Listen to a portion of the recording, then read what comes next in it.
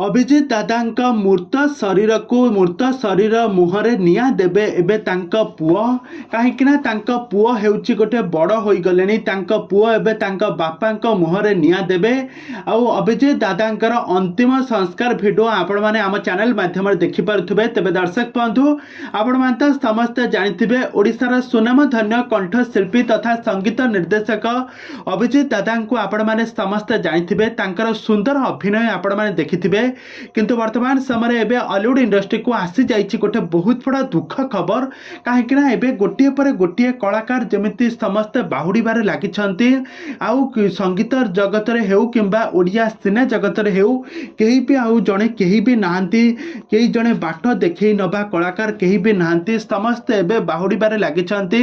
गत 2 मास तले मात्र 32 वर्ष बयस रे ह्यूमन सागर मृत्युवरण करथिले आउ यहाँ पर अभिजित दादा मात्र 52 वर्ष बयस रे मृत्युवरण करिसंती।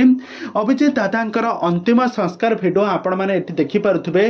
तांको पुओ केमिते तांको बापा को मुखाग्नि देउछंती। मुखाग्नि देला बेले बहुत बड़ पदक्षेप आसीची आउ सेठारे उपस्थित समस्त सेलिब्रिटी माने उपस्थित रही अभिजित दादांकर आत्मा को शांति दियंतु बोली प्रभु जगन्नाथक निकट रे प्रार्थना करथिले।